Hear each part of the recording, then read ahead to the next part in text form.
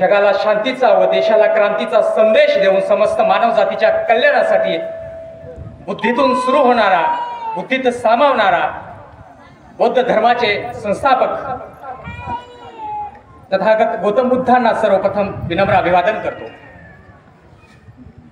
गौतम बुद्धांचे विचार आचारामध्ये आणण्यासाठी या पृथ्वी तलावर प्रयत्न करणाऱ्या सर्वच महामानवांना सर्वप्रथम मी विनम्र अभिवादन करतो।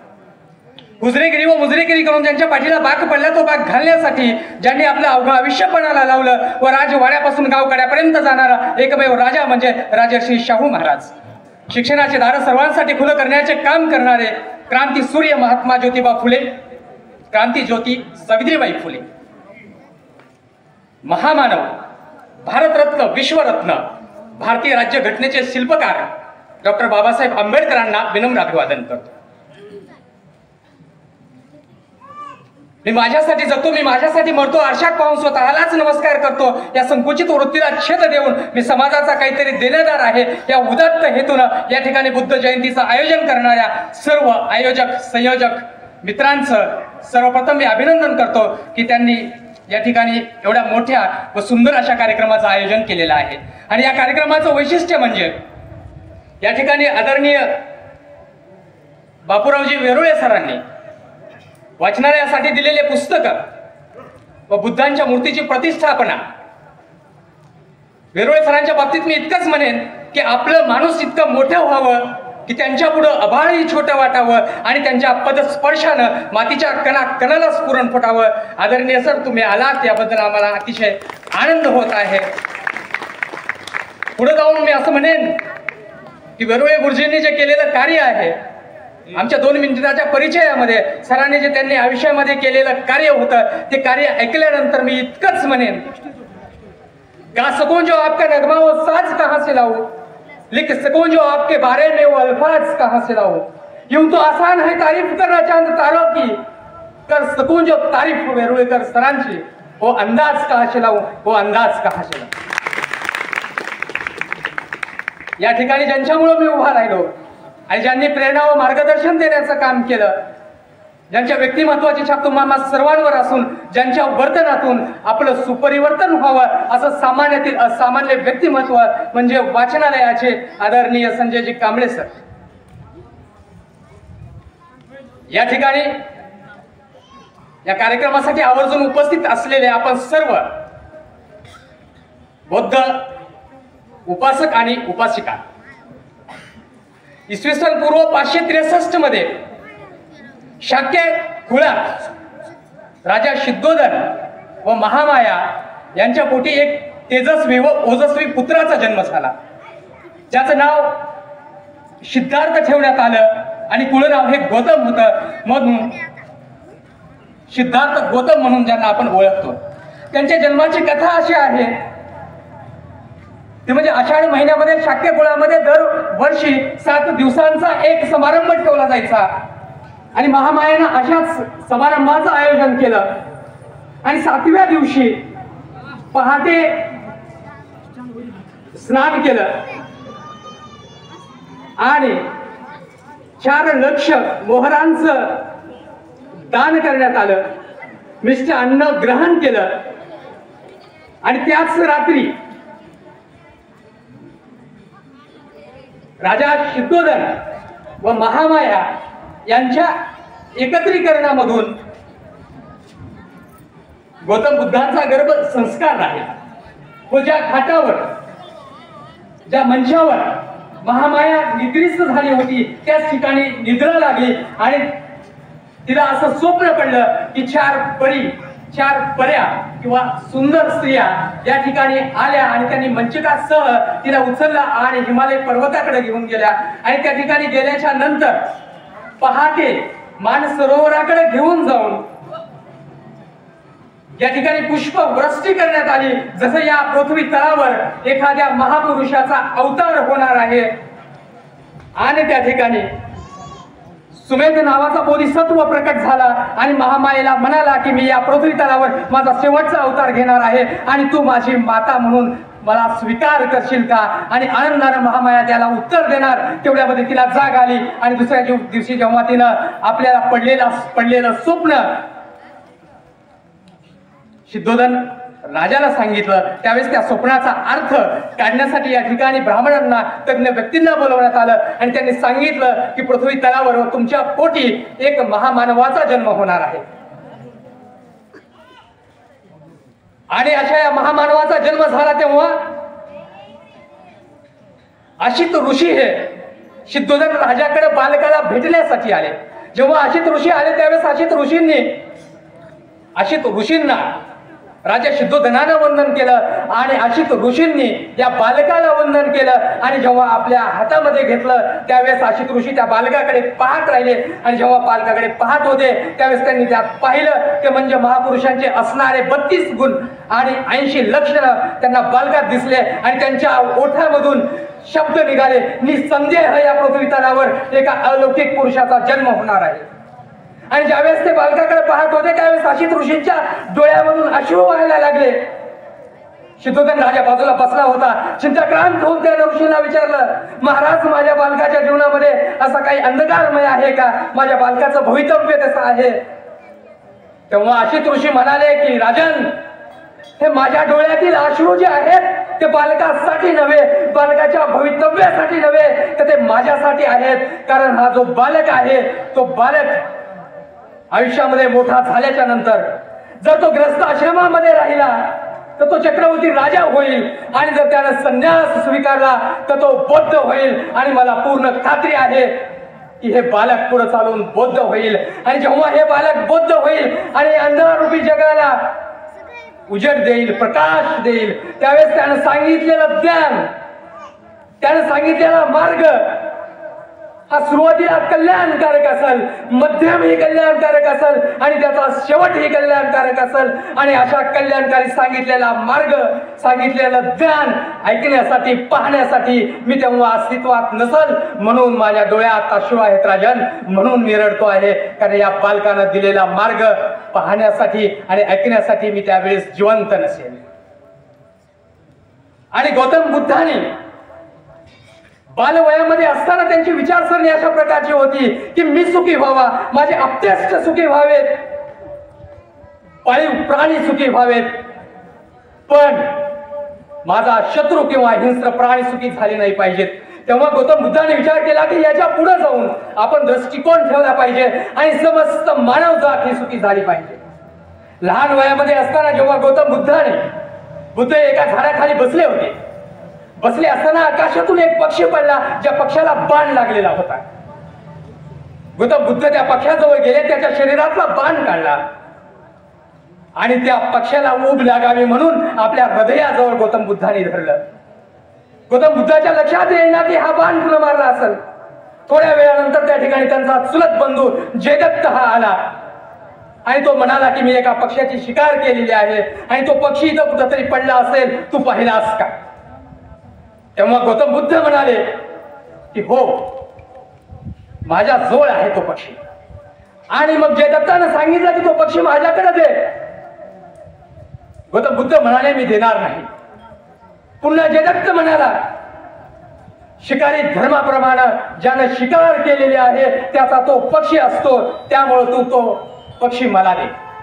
तेव्हा गौतम बुद्ध म्हणाले की एखाद्या निरापराध अशा पक्षाची शिकार करणं, त्याला गुलाम बनवणं आणि ज्याला तुम्ही गुलाम बनवलंय त्याचा तुम्ही मालक कसा होऊ शकतो?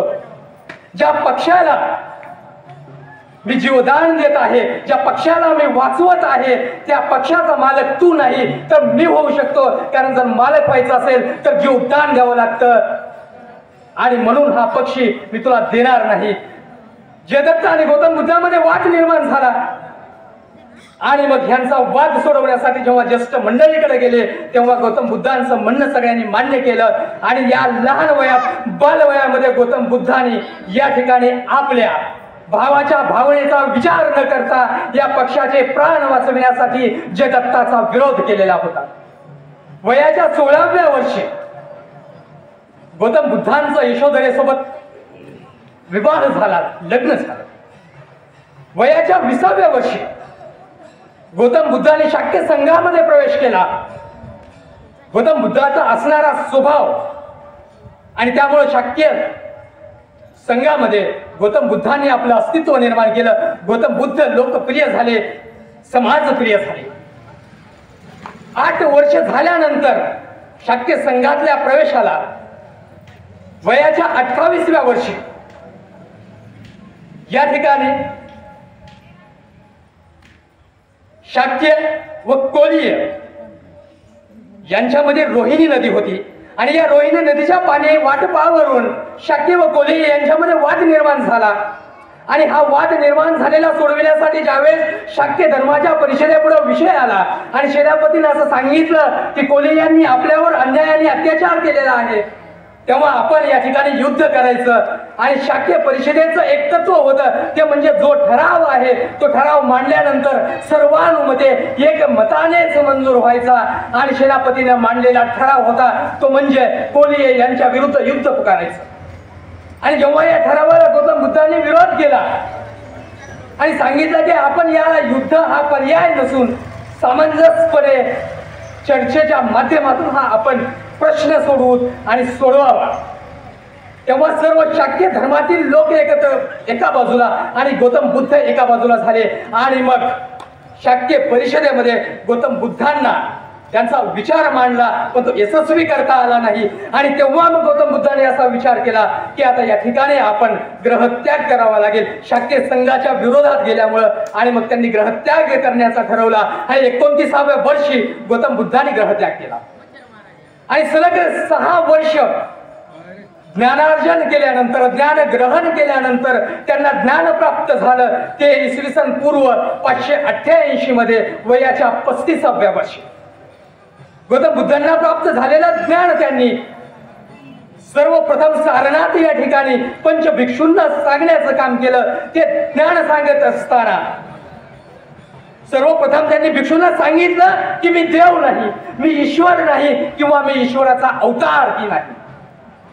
जेही मी ज्ञान प्राप्त केलेलं आहे ते समाजामध्ये असणाऱ्या लोकांच्या निरीक्षणावरून, लोकांच्या परीक्षणावरून, त्यांना असणाऱ्या अडचणींमधून आणि हे ज्ञान सांगत असताना गौतम बुद्धांनी सर्वप्रथम माणसाच्या जीवनात असणारं दुःख आणि दुःख याला धर्माचं तत्वज्ञान बनवण्याचं काम जगात सर्वप्रथम जर कोणी केलं असेल तर ते गौतम बुद्धांनी केलं. आणि या ठिकाणी 4 आर्य सत्य सांगितले. त्यातलं पहिलं आर्य सत्य आहे ते म्हणजे दुःख. माणसाचा जेव्हा जन्म होतो तेव्हा माणूस अस्तित्वात येतो. अस्तित्वात आल्यानंतर कर्माचा परिणाम हा दुःखद होत असतो. त्यानंतर वृद्ध होतो, मृत्यू येतो, व्याधी असतात. इतकंच नाही तर आपल्या संगतीमुळे सुद्धा दुःख निर्माण होत असतं. हे स्पष्ट करत असताना मी साधी आणि सोपी एक गोष्ट सांगतो. एका जंगलामध्ये वाघ राहत होता आणि त्याच्यासोबत त्याची छोटे पिले आणि वाघीण. शिकार करण्यासाठी वाघ आणि वाघीण घराच्या बाहेर पडले. शिकार मिळाली नाही. 2 दिवस ते बाहेर फिरत राहिले आणि परत आले. आणि जेव्हा ते परत आले तेव्हा त्यांना त्या गुहेच्या समोर एक शेळी दिसली. आणि त्या शेळीला पाहिल्याच्या नंतर त्या वाघानं शेळीची शिकार करणार एवढ्यामध्ये ते पिलं पुढे आले आणि त्या पिलाने सांगितलं की या शेळीला मारू नका, कारण तुम्ही बाहेर शिकारीसाठी गेल्यानंतर या शेळीनं आम्हाला दूध पाजवले आणि जीवदान देण्याचं काम केलं, वाचवण्याचं काम केलं. वाघाला त्यांचा विचार पटला आणि मग वाघानं शेळीला आपल्या पाठीवर घेऊन जंगलामध्ये फिरू लागला. आणि उंच आकाशामधून ज्यावेळेस गरुड जात होता त्यावेळेस गरुडाने हे चित्र पाहिलं आणि राहुणा म्हणून खाली येऊन त्यानं शेळीला विचारलं की हे कसं शक्य झालं. तेव्हा त्या शेळीनं झालेला प्रकार सांगितला की मी या ठिकाणी या पिलांना मदत केली, माझं दूध पाजवलं म्हणून वाघ त्याच्या पाठीवर घेऊन मला फिरत आहे. आणि गरुडानं विचार केला की आपण सुद्धा या शेळीनं जसा परोपकार केलेला आहे तसेच उपकार करायचे. आणि गरुड हा शोधात निघाला की आपण कुणावर तरी परोपकार करावेत. आणि गरुडाला आकाशातून जाता जाता एका चिखलाच्या दलदलीमध्ये फसलेले उंदराचे पिलं दिसले. छोटा पाऊस चालू होता, रिमझिम पाऊस चालू होता. आणि मग गरुडानं विचार केला की आपण या पिलांना मदत करावी. आणि गरुड आकाशातून उतरला आणि त्या दलदलीत फसलेल्या पिलांना आपल्या पंखाखाली घेतलं. थोडा वेळ झाला, पाऊस कमी झाला आणि ते पिलं आता बाहेर सुरक्षित जातील या विचारानं गरुड हा जाग्यावरून उडण्याचा प्रयत्न करू लागला. थोडासा उडाला आणि पुढे जाऊन पडू लागला. त्याला आकाशात झेप घेता येईना. तेव्हा त्यानं मागं वळून पाहिलं तर ज्या उंदराच्या पिलांना गरुडानं वाचवण्याचं काम केलं होतं, त्याच पिलांनी गरुडाचे पंख कापले होते, त्यामुळे गरुडा कशात उडू शकत नव्हता. आणि गौतम बुद्धांनी हेच सांगण्याचा प्रयत्न केला की दुःख आहे आणि जे दुःख आहे ते संगतीमुळे सुद्धा होऊ शकतं. आणि म्हणूनच आपण ही समाजात जगत असताना संगती अशाच लोकांची करावी, परोपकार अशाच लोकांवर करावेत जे वाघाप्रमाणे आपल्याशी वर्तन करत असतील. दुःख हे पहिलं आर्य सत्य आहे. जर दुःख असेल तर त्या दुःखाला कारण आहे.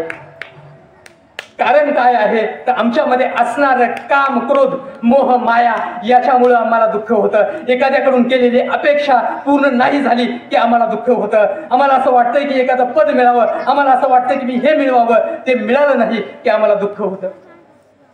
दुःख आहे, दुःखाचं कारण आहे. तिसरं आर्य सत्य आहे ते म्हणजे दुःख निरोध.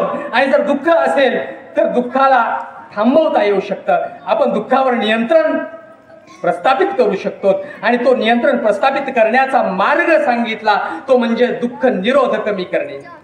आणि चौथ्या आर्य सत्यामध्ये म्हणजेच दुःख निरोधगामिनी प्रतिपदा यामध्ये गौतम बुद्धांनी सांगितलं की माणसाच्या आयुष्यामध्ये निर्माण झालेले जे दुःख आहेत ते जर दुःख आपल्याला नष्ट करायचे असतील तर अष्टांगिक मार्गाचा अवलंब करावा लागेल. आणि जेव्हा या 8 अष्टांग मार्गाकडे आपण डोळसपणे पाहतो त्यावेळेस त्याचं वर्गीकरण करत असताना एक मार्ग सांगितला तो म्हणजे सम्यक वाचा. 2 मार्ग सांगितले ते म्हणजे शरीराशी संबंधित असणारे आणि 5 मार्ग सांगितले ते म्हणजे मनाशी संबंधित असणारे. या अष्टांगिक मार्गाच्या माध्यमातून समाजातलं दुःख कमी करण्यासाठी आपल्याला प्रयत्न करता येते. जेव्हा आपण सम्यक वाचा म्हणजेच वाणीच्या माध्यमातून आपण बोलत असताना दुसऱ्याची निंदा होईल असं बोलू नये, खोटं बोलू नये, त्याचबरोबर आपल्या स्वार्थासाठी एखाद्याला फसवू नये, अशा स्वरूपाचे त्यांनी विवेचन आपल्या या 8 अष्टांग मार्गाच्या माध्यमातून केलेलं होतं. त्याचबरोबर गौतम बुद्धांनी समाजामध्ये परिवर्तन करण्यासाठी सांगितलं होतं. आणि ते सांगत असताना सर्वात महत्वाचं म्हणजे त्यांनी या ठिकाणच्या जनतेला चरित्र संपन्न जगावं याच्यासाठी प्रयत्न केलेले होते. इंग्रजीमध्ये एक म्हण आहे, wealth is lost, nothing is lost, health is lost, something is lost, and character is lost, everything is lost. आणि आपल्या या लोकांनी कॅरेक्टर म्हणजेच आपलं चारित्र्य गमवू नये याच्यासाठी त्यांनी पंचशील आपल्याला सांगितलेले होते. या पंचशील मार्गामध्ये काय आहे तर या पंचशील मार्गामध्ये आपण जगावं कसं आणि जगत असताना कशा प्रकारचं जगावं हे सांगितलं. आणि आताच कांबळे सरांनी सांगितल्याप्रमाणे जेव्हा पंचशील आपले संपतात त्यावेळेस पंचशील संपल्याच्या नंतर आपण 3 वेळा साधू साधू आणि साधू असं म्हणत असतो. या 3 साधूंचा अर्थ काय होतो तर या 3 साधूंचा अर्थ असा आहे की काया, वाचा आणि मन. काया, वाचा आणि मनानं या ठिकाणी जे चांगलं आहे ते निवडणं, चांगलं निवडल्याच्या नंतर चांगल्याचं आम्ही आचरण करणं, चांगलं आमच्या आचरणामध्ये आणणं. आणि आचरणात आणल्याच्या नंतर तिसऱ्या साधूचा अर्थ काय असेल तर ते म्हणजे जे माझ्या आचरणात आलेलं आहे ते दुसऱ्याला सांगणं आणि त्याच्याही आचरणामध्ये आणणं. अशा पद्धतीनं समाजामध्ये एकता निर्माण करावी आणि समाजामध्ये परिवर्तन करावं. आणि ते परिवर्तन करत असताना सर्व समुदाय एकसंघ यावा. तो एकसंघ येत असताना ज्या समाजामध्ये अंधश्रद्धा होती ती नष्ट व्हावी. ज्या समाजामध्ये कर्मकांडाच्या नावाखाली सामान्य लोकांना चिरडलं आणि भरडलं जात होतं त्या लोकांना ज्ञान, दान आणि ज्ञानाचा मार्ग दाखवण्याचं काम गौतम बुद्धांनी केलं होतं. ज्या मार्गाचा अवलंब केला म्हणजे या ठिकाणी समस्त मानवजात हे आनंदी आणि सुखी होऊ शकते. आणि हे समस्त मानवजात आनंदी व सुखी करण्यासाठी गौतम बुद्धाने आम्हाला जो मार्ग दाखवलेला आहे तो त्या मार्गाने चालणं हे आमचं कर्तव्य आहे. आणि जेव्हा आम्ही या मार्गाचा अवलंब करूयात आणि आमचं जीवन हे सुखकर करूयात आणि स्वतःच्या जगण्याबरोबरच समाजामध्ये इतरांचंही कल्याण करावं आणि असा कल्याणकारक विचार देण्याचं काम गौतम बुद्धांनी केलेलं आहे. आणि शेवटी मी जाता जाता फक्त एवढंच म्हणतो की उडत्या पाखरांना परतेची तमा नसावी, नजरेत सदा नवी दिशा असावी, घरट्याचे काय बांधता येईल केव्हाही, क्षितिजाच्या पलीकडे झेप घेण्याची जिद्द असावी आणि अशाच प्रकारची जिद्द आपल्या तरुणांमध्ये निर्माण व्हावी अशी अपेक्षा बौद्ध जयंती निमित्त व्यक्त करतो. आणि आपण मला या ठिकाणी बोलवलात, एवढा मोठा सन्मान केलात,